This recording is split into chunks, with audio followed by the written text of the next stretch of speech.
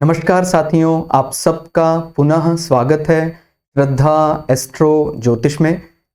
कुंडली विवेचना की श्रृंखला में आज हम चर्चा करने वाले हैं कुंडली श्री रामानुजाचार्य जी की विशिष्ट अद्वैत सिद्धांत, जो बहुत ज़्यादा प्रसिद्ध हुआ, जिसमें हम ये मानते हैं कि ईश्वर, आत्मा, प्रकृति, यानी इस प्रकार तीन विभाग किए जा सकते हैं और उसी प्रकार से ईश्वर को समझा जा सकता है और वो थोड़ा सरल भी हो जाता है। अगर हम केवल अद्वैत की बात करते हैं तो थोड़ा सा कठिन हो जाता है। हर एक को है तो वो एक ही, लेकिन जब तक हम भिन्नता नहीं लाएंगे तब तक कैसे उस बारीकी को समझेंगे, तो थोड़ा सा सरल हो जाता है। हम विशिष्ट अद्वैत की जहां बात करते हैं, ये रास्ता जा वहीं रहा है, अद्वैत की तरफ ही जा रहा है। लेकिन जैसे हम जब किसी छोटी कक्षा में जाते हैं, उसके बाद बड़ी कक्षा में जाते हैं, तो छोटी कक्षा में उसी चीज को जब थोड़ा और एलोबरेट करके, थोड़ा सा और ओपन करके बताया जाता है तो समझने में बालक को आसानी हो जाती। तो हम जैसे, मेरे जैसे, जिसकी बुद्धि अभी इतनी परिपक्व नहीं हो पाई है, जो सीधा अद्वैत को नहीं समझ पा रहे हैं, उनके लिए बहुत बड़ी उपलब्धि मानी जा सकती है। और इसी सिद्धांत को लेकर आगे चलकर भक्ति आंदोलन में बड़े बड़े जो संत आए, उन्होंने इसी जो रामानुजाचार्य जी ने दिया, इसी परंपरा में आगे और भी संत जुड़ते गए और भक्ति को बहुत ज्यादा प्राथमिकता देने लगे। भक्ति को रामानुजाचार्य ने बताया कि भाई, अगर कोई व्यक्ति कोई जो वेद की जैसी रीतियां हैं वो नहीं जानता है तो कोई बात नहीं, वो खाली भक्ति भी करे, समर्पण करे। भक्ति से तात्पर्य है कि भाई आप हर चीज, हर कृत्य को ईश्वर में समर्पित करके करते चले जाओ। आप जो उसका जो टेक्निकल वे है, उसका जो वैदिक जो उसका रीति है, अगर किसी कारण से वो नहीं भी जानते, लेकिन आपका हृदय इतना निर्मल है, तो फिर आपको वही प्राप्त हो जाएगा जो किसी को वेद में जो तरीके बताए हैं उसको फॉलो करने से प्राप्त हो सकता है। तो जैसे भगवत गीता में भी अलग अलग मार्ग हैं। ऐसा नहीं कि केवल ज्ञान योग से ही हम उस परमात्मा को, ब्रह्म को, प्रकृति को या परब्रह्म को या इस अंतर को समझ सकते हैं। चाहे आप ज्ञान योग में जाएं, आप हठ योग की बात करें और इसी प्रकार की सारे भक्ति योग की बात करें, तो जो भक्ति योग विषय है उनके लिए ये रामानुजाचार्य का बहुत बड़ा, कह सकते हैं, उनकी कृपा है कि हमें ये तरीका भी पता लगा कि कोई व्यक्ति अगर नहीं जानता, वो उसका जो तकनीकी, उसका जो तरीका है, टेक्निकल जो उसका वे है, अगर हम शरीर को एक डिवाइस की तरह मान रहे हैं, हमारा शरीर एक यंत्र के समान है और इस यंत्र का सदुपयोग करके हम जागरण तक पहुंच सकते हैं। लेकिन अगर कोई उस यंत्र को नहीं भी जानता है, वो केवल भक्ति में, समर्पण में बैठ जाए, राम राम भक्ति में गाने लगे, भगवान के किसी भी नाम का वो उच्चारण करे, समर्पण करे, सब में ब्रह्म को देखने लग जाए, तो फिर वो उस वैदिक जो तरीका है, जो वैदिक मंत्रों के जरिए जो तरीका बताया गया है, उससे जो हासिल किया जा सकता है, वो एक साधारण व्यक्ति जिसने कभी उन वैदिक मंत्रों का अर्थ नहीं जाना है, वो भी व्यक्ति उस फल को प्राप्त कर सकता है। तो क्या कुंडली में ऐसे विशेष योग बनते हैं जिससे हम धर्म को या मुक्ति को अपने जीवन में प्राथमिकता देते हैं? तो रामानुजाचार्य जी के जीवन में लग्न मिला, कर्क लगन। कर्क लगन अपने आप में, हम बोलते हैं कि चंद्रमा वैसे बाइसिंग नहीं करता है, किसी के प्रति उसका ज्यादा झुकाव वैसा नहीं है, लेकिन भाई ये हम बात कैसे भूल सकते हैं कि भौचक्र ज़ोडिएक में कर्क राशि चंद्रमा का खुद का राशि है। झुकाव तो देखो होगा ही होगा अपने घर के प्रति, उसका वो अलग बात है। चंद्रमा की किसी से कोई ऐसा शत्रुता नहीं है, लेकिन उसका जो अपने घर वाला जो स्वरूप है, जिसको हम कर्क को बोलते हैं मां, ठीक हो गया, तो जो नर्चरिंग, हॉस्पिटैलिटी, केयरिंग, वो कर्क लगन, कर्क राशि में वो बल होगा ही होगा। और मैं आपको लग्न और राशि में बहुत लंबे समय से अंतर समझा रहा हूं। राशि यानी मैं एक्ट करूंगा वैसा, लग्न यानी समाज मुझे लग्न के समान मानता है। मान लीजिए मेरी राशि कर्क है लेकिन मेरा लग्न मेष है, तो मैं तो प्रेम से ही बात करता हूं, लेकिन समाज में मुझे मेष माना जाता है, एरीज। और एरीज क्या है? कमांडर का ऑफिस। तो अब रामानुजाचार्य जी समाज में किस प्रकार जाने जा रहे? कर्क, लेकिन ये स्वयं किस प्रकार से लोगों के साथ बात कर रहे हैं? मिथुन राशि। ठीक हो गया। तो मिथुन राशि के स्वामी हैं बुध। बहुत शालीनता से, बहुत प्रेम से अपनी बात रखने जानते हैं। तो बुध का तो आपको पता है, वाणी में उनका सबसे ज्यादा, अगर हम वाणी बल को देखते हैं तो बुध का ही वाणी बल माना जाता है। ठीक हो गया। और फिर जो इमेज आ रही है निकल कर कि भाई बहुत ज्यादा ध्यान रखने वाले, मातृभूमि को समर्पित, मनों पर राज करने वाले, इस प्रकार का कर्क लगन निकलता है। अब लग्न में किसी मंगल जैसे ग्रह का आना क्या बताता है? कि मंगल हमारा पराक्रम है, लेकिन यह पराक्रम दो प्रकार से इस्तेमाल किया जा सकता है। माने हम इनिशिएटिव लेना चाहते हैं, मंगल उस पराक्रम की बात करता है। अगर मंगल इस लग्न के लिए अच्छे भावों का स्वामी है तो वो पराक्रम का सदुपयोग कर पाएंगे, चाहे वो डेबिलिटेटेड भी क्यों ना हो। इसको अच्छे से समझना है। कर्क लगन में मंगल नीच के होते हैं, सैड होते हैं, और अगर हम अति पराक्रमी हो जाना चाहेंगे तो कई दफा इसका दुष्परिणाम भी देखने में आ सकता है कि हम हथियार खुले में लहराना, इस प्रकार की जब बात है तो कहीं ना कहीं मंगल का बल बहुत ज्यादा बढ़ जाता है। और अपने पराक्रम को गुप्त तरीके से लोगों के सामने रखना, यह गुण है कर्क राशि के मंगल का। तो ये अपने को माने, क्योंकि हम इस प्रकार के जितने भी चार्ट हमने यहां रखे हैं स्टडी करने के लिए, तो हम गुरुओं के चार्ट से अलग अलग प्रकार जीवन देखकर सीखना चाहते हैं कि भाई हम कौन सी ऐसी बात है जो ज्योतिष में हम आगे उपयोग कर सके। तो इसी प्रकार की हमें देखना है कि कौन सा ऐसा विषय अभी हमें यहां सीखने को मिल रहा है कि हम उस पराक्रम को बड़ी शालीनता से जब उपयोग करते हैं तो वो कर्क राशि के मंगल का पराक्रम माना जाता है। ठीक हो गया। ये बात को हमें भूलना नहीं है कि मंगल चाहे कितना पराक्रमी हो, वो किससे दबता है? वो उसको सूर्य दबा सकता है और उसको चंद्रमा दबा सकता है। ये बड़ी एक विचित्र बात है, खासकर चंद्रमा के मंगल को दबाने की, क्योंकि हम प्रायः क्या मानते हैं, क्योंकि मंगल का जेंडर क्या है? स्त्री प्रधान माना जाता है। चंद्रमा का जेंडर स्त्री प्रधान माना जाता है, मंगल का जेंडर पुरुष प्रधान माना जाता है। तो एक स्त्री प्रधान ग्रह मंगल के स्त्री प्रधान ग्रह चंद्रमा के सामने जब मंगल थोड़े से दबते हैं तो ये एक विशिष्ट रूप दिखाई देता है, एक अतिरिक्त बल दिखाई देता है कि चंद्रमा जो इतना सौम्य ग्रह है उसके सामने कमांडर नतमस्तक हो रहा है, तो भाई उसको तो मानना ही पड़ेगा। यहां अभी केवल शक्ति प्रदर्शन की बात नहीं है, ये जो कोड ऑफ कंडक्ट है, जिसको मानक प्रक्रियाएं प्रोटोकॉल है, रैंक के हिसाब से भी चंद्रमा को बोला जा रहा है कि वो एक किंग है। वो ठीक है, वो फीमेल किंग की तरह देखा जा रहा है, लेकिन किंग यानी राजा जिसका हम लिंग मान रहे हैं वो स्त्री प्रधान ग्रह के रूप में, लेकिन कमांडर राजा का आदेश मानने के लिए बाध्य होता है। उसी प्रकार से वो बंधा हुआ है तो वो उसका आदेश मानते हैं। और कई दफा तो मैंने तो ये देखा है कि जितना बढ़िया कंट्रोल मंगल को चंद्रमा कर सकता है, उतना बढ़िया तो कई दफा सूर्य भी नहीं कर पाते हैं। कारण क्या है?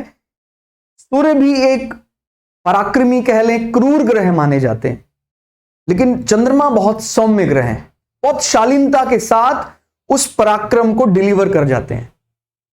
तो जो इस प्रकार का जो मंगल का बल है उसको बहुत अच्छे ढंग से टैकल करना चंद्रमा के लग्न, चंद्रमा की राशियां जानती हैं। तो मंगल का बल डिलीवर हो रहा है किस रूप में?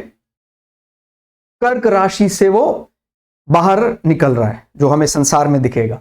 और यहां पर यह भी भूलना नहीं है कि ये 3 लक्ष्मी त्रिकोण अगर आपस में कुछ संबंध बनाते हैं तो ये बहुत बढ़िया माना जाता है।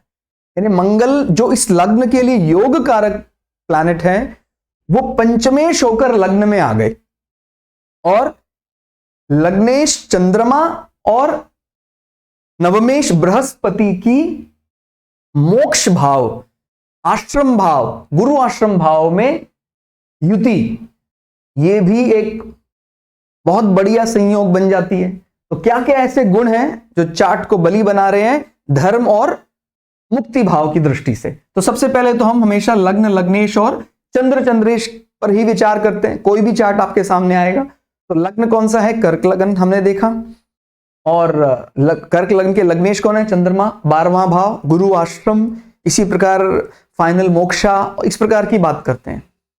और चंद्र कहां बैठे हुए हैं? वो बैठे हुए हैं 12वें भाव में। तो चंद्रेश कौन हो गए फिर? बुध।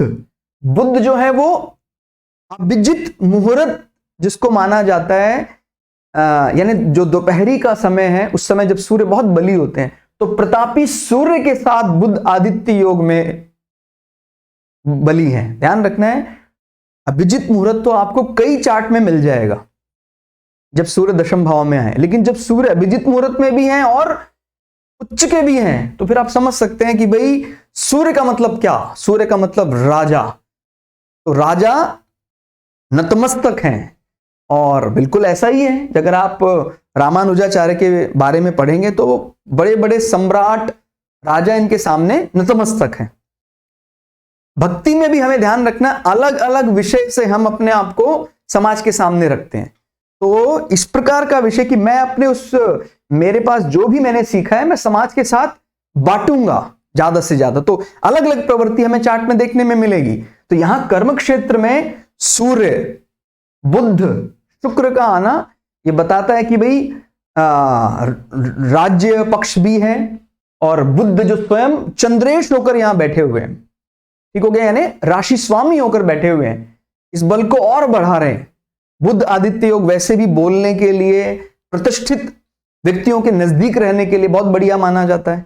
और अगर हम शुक्र की बात करते हैं तो शुक्र इच्छा पूर्ति भाव के स्वामी होकर यहां आए हैं, ठीक हो गया, यानी 11वें भाव के स्वामी होकर यहां आए हैं। तो ये भी हम समझ पा रहे हैं कि शुक्र जो चौथे भाव के स्वामी भी हैं, 11वें भाव के स्वामी भी हैं। अगर वो वाणी भाव के स्वामी, और माने आध्यात्मिक वाणी भाव के स्वामी और सांसारिक वाणी भाव के स्वामी के साथ यहां आ गए हैं, तो इसमें हम 2-3 चीजें इकट्ठी समझ सकते हैं कि हमारा आध्यात्मिक पक्ष, हमारी आध्यात्मिक टॉक, हमारी आध्यात्मिक वाणी भी, और हमारा सांसारिक, जैसे अब हम जो संवाद कर रहे हैं, बातचीत कर रहे हैं, उसको हम सांसारिक कम दूसरे भाव से ज्यादा जोड़ते हैं। लेकिन कोई अपनी बातों को समाज में एक फॉर्मल प्रेजेंटेशन के रूप में रखना, वो तीसरे भाव से देखा जाता है। तो जो भी जिसको बोलते हैं, ये बात थोड़ी ज्यादा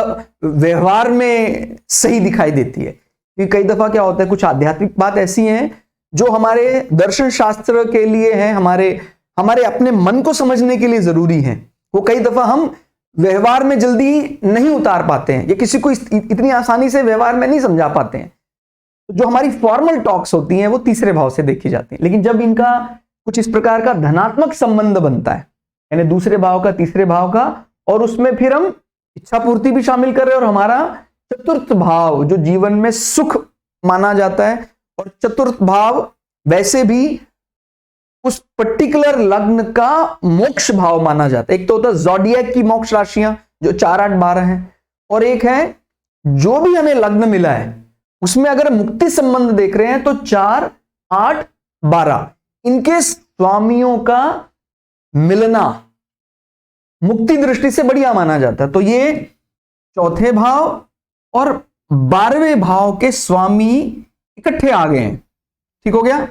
और 12वें भाव के स्वामी ऐसे ही नहीं आए हैं, वो राशि स्वामी होकर, परम बली होकर शुक्र के साथ बैठ गए हैं, ठीक हो गया। और फिर धर्म भाव का स्वामी जो है वो राशि स्वामी बुध के यहां ही बैठे हुए हैं, चंद्रमा के साथ मिलकर प्रबल गज केसरी योग बना रहे। ठीक हो गया। तो इस प्रकार हम कई बड़ी, अगर हम कुंडली में थोड़ा समय देखेंगे तो कई बारीकियां हमें दिखाई देने लग जाएंगी।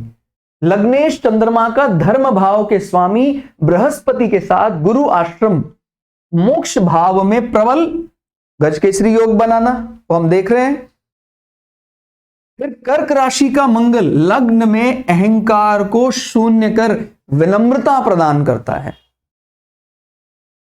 मैंने जितने भी चार्ट अभी हाल फिलहाल में देखे, उनमें एक बड़ी विचित्र बात नोटिस करने में आई कि जहां मंगल जैसा ग्रह डेबिलिटेटेड है, उस व्यक्ति को ज्यादा जेंटल माना जा रहा है। और जहां मंगल, हालांकि देखा जाए तो मंगल पराक्रम जितना बड़ा हो उतना ही अच्छा है, लेकिन आज देशकाल पात्र अनुसार भाई जैसा सिस्टम है उसी हिसाब से हमें रहना पड़ेगा।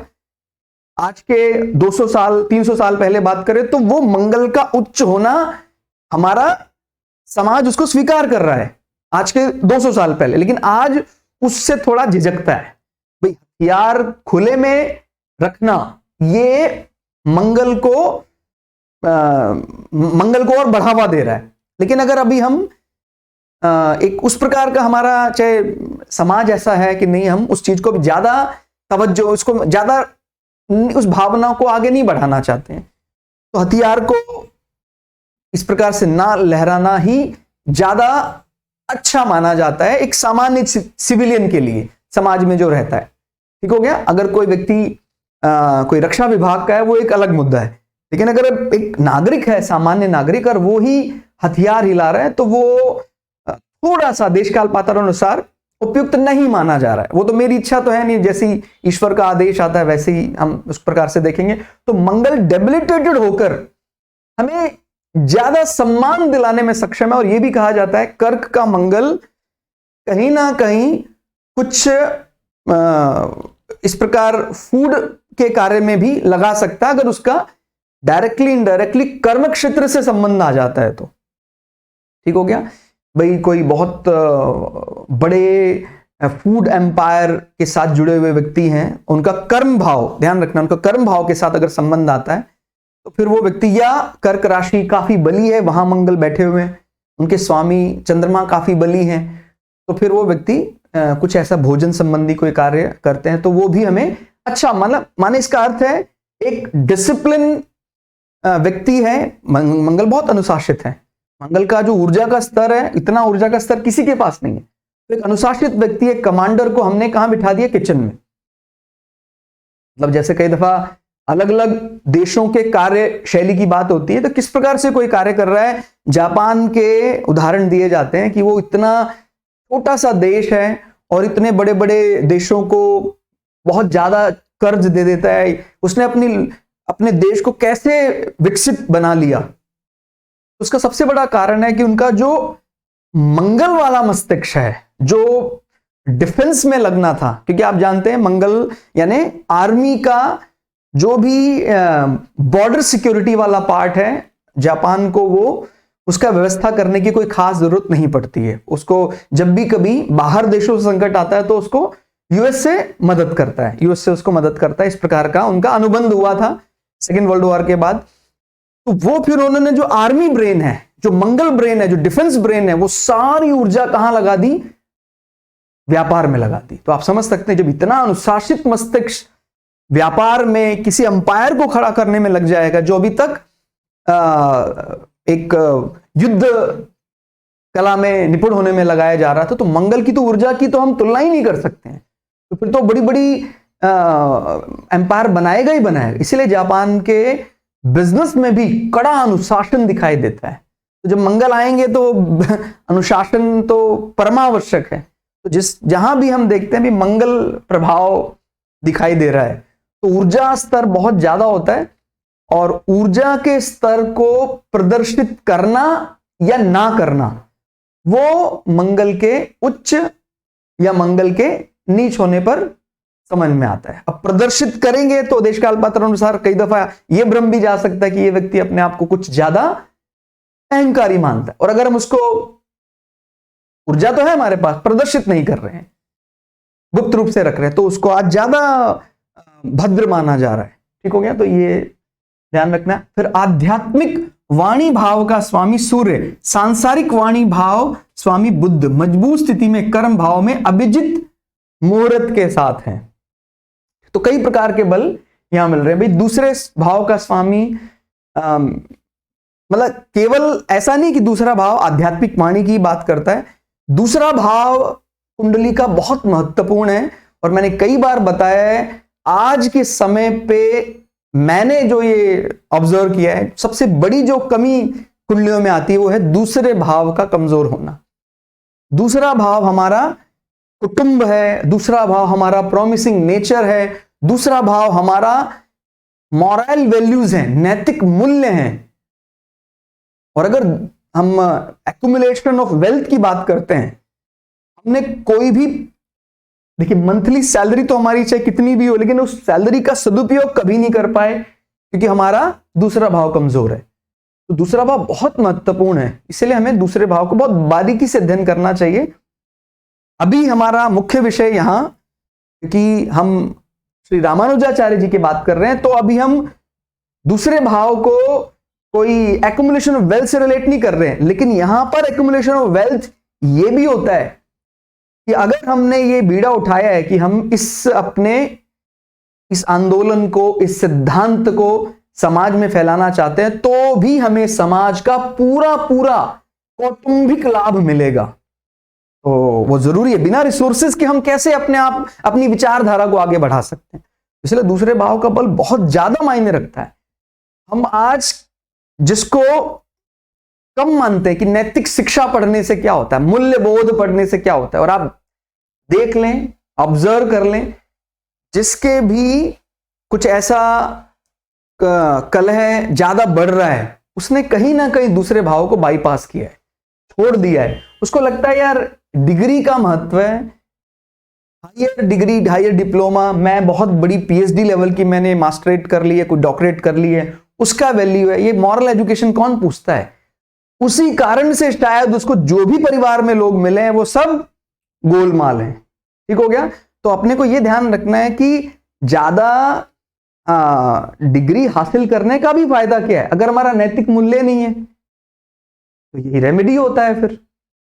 और ये चीज एक ज्योतिषी आपको वैसे नहीं बताएगा, आपको खुद ही, अगर वो बोल रहा है दूसरा भाव कमजोर है, तो उसमें जितने सिनोनिम्स हैं, उसके जितने पर्यायवाची हैं, उनको खुद टटोलना है कि भाई ये चीज सुधार लो, आप टाइमिंग पाबंद हो जाओ। आप दूसरा भाव, आप समझ रहे हैं, मैंने जापान का नाम इसलिए लिया था, टाइमिंग, अचूक टाइमिंग।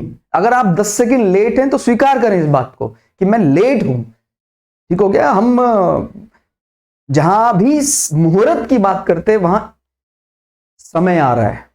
हम ईश्वर, जहां एक काल शब्द आ रहा है, वहां काल का अगर ट्रांसलेशन आता है इंग्लिश में, यानी टेंस या समय, टाइम को परमात्मा जैसा मान रहे हैं। आप परमात्मा को ही तवज्जो नहीं दे रहे हैं, आप समय की कोई इज्जत नहीं कर रहे हैं, तो आपका भला होने वाला नहीं है। आपने सारे रिसोर्सेज आप जितने भी इकट्ठे किए हैं, आपके कभी काम आने वाले नहीं है अगर आपने किसको इंपॉर्टेंस नहीं दिया, टाइम को। तो ध्यान रखना है, दूसरा भाव बहुत महत्वपूर्ण है। इसीलिए ये जो छोटी छोटी हम जीवन में जिसको हम क्या बोलते हैं, नैतिक मूल्य, उनको संजोना बहुत जरूरी है। ठीक हो गया? तो आध्यात्मिक वाणी और सांसारिक वाणी भाव में अंतर समझना है। ठीक हो गया? इसको हम बोल देते हैं, कई दफा हम परिवार में बैठे हैं, हमारा बहुत, जब भी दूसरा भाव बली होता है, तो जो हमारा कुटुंबिक बल है, कुटुंब का विस्तार कह लें, कुटुंब का लाभ कह लें, ये बहुत ज्यादा बढ़ जाता है। तिजोरी में हमेशा समय आने पर पैसा बना रहता है।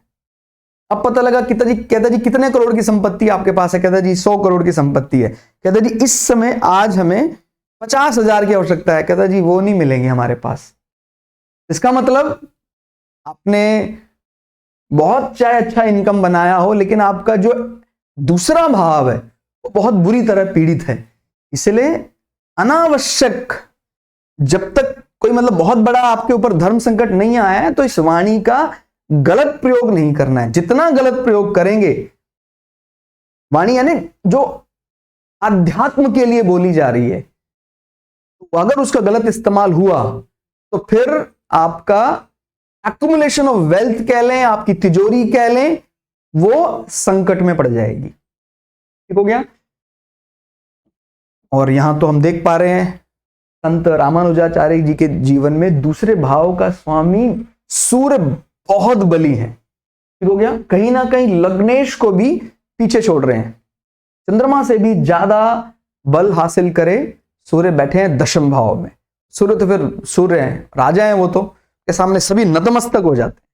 बोला ना मैंने अभी, बड़े बड़े राजाओं को भी बहुत ज्यादा, क्योंकि हमारी जो हमें जो मानने वाले, हमारी विचारधाराओं को मानने वाले लोगों में अगर राजाओं की सूची बहुत लंबी है, इसका मतलब कहीं ना कहीं हमारे चार्ट में सूर्य का बल तो है।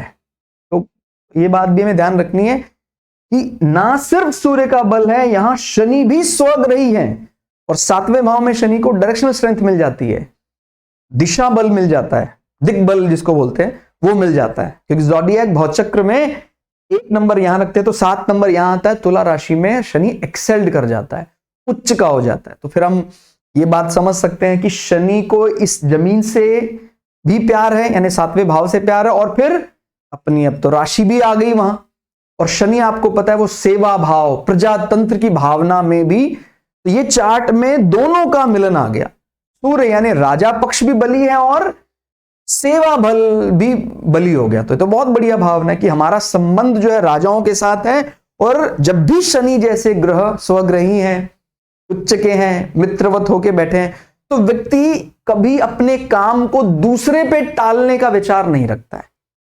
और अगर आप किसी चार्ट में देखते कि नहीं शनि नीच है, फिर भी उसकी प्रवृत्ति अब दिखाई नहीं दे रही है, मतलब वो नीच भंग करवा ली है, नवमांशा में या तो उच्च के हो गए हैं वो, तो ये जरूरी चीज है, हमें ऑब्जर्व करना चाहिए। अगर शनि बेहद कमजोर है नवमांशा में भी, लग्न चार्ट में भी, तो व्यक्ति फिर अपने जो, जिसको क्या बोलते हैं, डेडिकेट होकर जो सेवा या अपनी जो ड्यूटी है वो नहीं करना चाहता है। वो खाली सूर्य बली है तो वो आदेश देगा, राजाओं के साथ बैठक भी लेगा, लेकिन अगर शनि कहीं कमजोर हो गए तो फिर वो खुद से काम करने में झिझकता है कि नहीं मैं करूं कि ना करूं। और जब शनि भी बली है, हमारे सूर्य महाराज भी बली हैं, तो फिर हम राजाओं के साथ भी बैठते हैं और सेवा, जमीन पर खड़े होकर स्वयं अपना काम करना और सबके लिए, समाज के लिए खुद से सेवा करने में हमेशा तत्पर रहते। तो ये बहुत बड़ा एडवांटेज माना जाता है जब सूर्य का बल भी अपने पास है और शनि का बल भी अपने पास है। तो हम देख सकते हैं कि सूर्य महाराज उच्च के हैं, शनि महाराज अपने खुद की राशि में 7वें भाव में बली होकर बैठे हुए हैं। 7वें भाव में शनि प्रभाव दिखाई देता है। सूर्य व शुक्र की नजदीकी कम आयु में ही संन्यास में प्रवेश की बात करते हैं। तो अपना अपना हर चीज में धनात्मक पहलू अपने को कुंडली से देखना आना चाहिए। संत रामानुजाचार्य जी ने बहुत कम आयु में ही ये फैसला किया, मैं गृहस्थ से संन्यास में प्रवेश करूंगा। और उसमें हम समझ सकते हैं कि भाई 7वें भाव में कई, जब हम कुंडली देखते हैं तो बोलते हैं कि 7वें भाव शनि महाराज का जो प्रभाव है वो अनुबंध के लिए तो अच्छा माना जाता है, लेकिन हमारा वैवाहिक जीवन हम ज्यादा विस्तारित नहीं करना चाहते हैं। और अगर हमें लगता है कि नहीं शनि तो अभी राशि बल से बैठे हुए हैं, फिर हम जो कारक माने जाते हैं 7वें भाव के, शुक्र की स्थिति भी टटोलते हैं। तो शुक्र महाराज सूर्य के साथ है, माने 10वें भाव में सबसे ज्यादा जो बली ग्रह हैं फिलहाल सूर्य उच्च के हैं, वो सूर्य शुक्र के साथ बैठे हुए हैं। शुक्र और सूर्य का दो तरफा एक विवाद चलता है कि भाई शुक्र सूर्य को पसंद नहीं करते हैं, सूर्य शुक्र को पसंद नहीं करते हैं।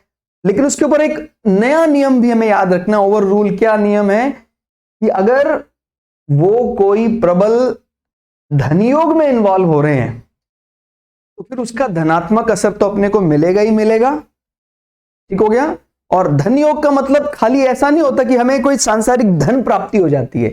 संसार की दृष्टि से, क्योंकि लक्ष्मी के तो अलग अलग रूप हैं, वैभव लक्ष्मी, ऐश्वर्य लक्ष्मी, तो उस प्रकार से हम धनियों को देखेंगे तो वो एक धनात्मक पहलू बिल्कुल बन जाता है। लेकिन जो कम आयु में संन्यास योग की बात है, उसको भी हमें यहां एक धनात्मक रूप में समझना आना चाहिए, किस प्रकार से वो हमारे जीवन में एक पॉजिटिव रोल प्ले कर सकता है, तो वो देखना अपने को आना चाहिए। भी शनि सप्तम भाव में है, राशि बल से बली है, शुक्र फिर हमने देखे कारक सूर्य के साथ हैं और वो भी एक धनयोग बना रहे हैं। तो फिर वो जीवन जो हमने चुना कम आयु में ही संन्यास का जीवन, वो जीवन हमें आगे कोई किसी दुविधा में नहीं डाल सका कि भाई हमने जो निर्णय लिया वो बहुत बढ़िया निर्णय लिया है। तो इस प्रकार से हमें वो भी समझना आना चाहिए। फिर लग्न पंचम नवम में वृश्चिक राशि के केतु का प्रभाव।